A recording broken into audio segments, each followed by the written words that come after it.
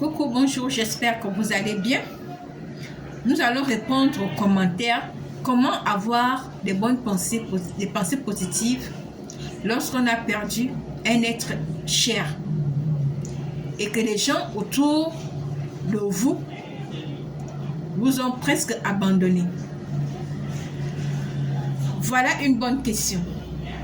C'est pourquoi moi je prends la consultation psychologique. C'est pourquoi je sensibilise de consulter les psychologues.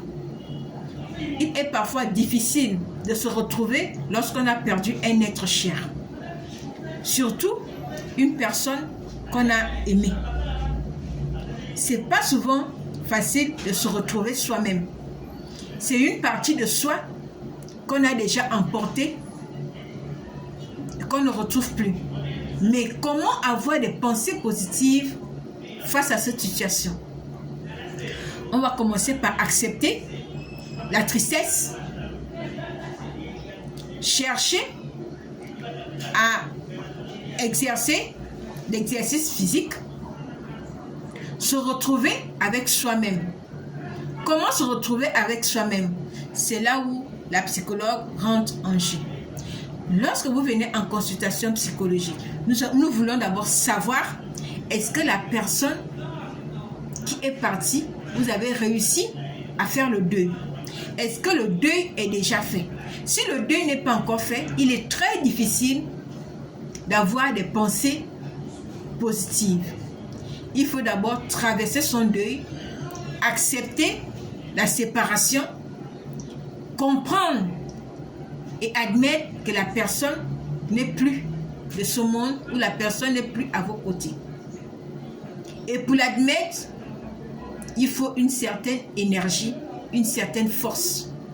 Et cette force, seule, je ne pense pas que vous pouvez retrouver cette force. Mais il faut être accompagné des personnes qui ont les mêmes zones positives, qui peuvent vous accompagner. Nous parlons là du social. Il faut être entouré de bonnes personnes, des gens qui peuvent vous apporter des pensées positives, des pensées qui vont vous amener à traverser cette étape. Tourner son regard sur soi. C'est quoi? C'est regarder qui vous êtes. Votre importance. Parce que vous devez vous valoriser. Pourquoi vous êtes sur Terre? Qu'est-ce que vous devez faire? Ce genre de questionnement vous amène à avoir une importance par rapport à qui vous êtes. Pourquoi vous êtes sur Terre? Oui, il est parfois difficile lorsque vous ressentez la douleur et la perte d'un être cher. C'est comme si on vous arrachait quelque chose au-dedans de vous. Et cette douleur, comment la combattre? Comment lutter avec? Comment vivre avec? Comment avancer?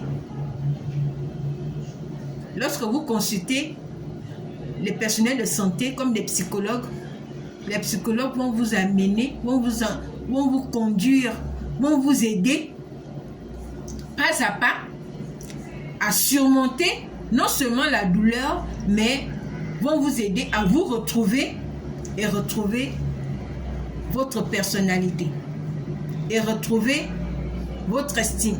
Parce qu'il arrive souvent qu'on perd confiance en soi, on perd son estime de soi.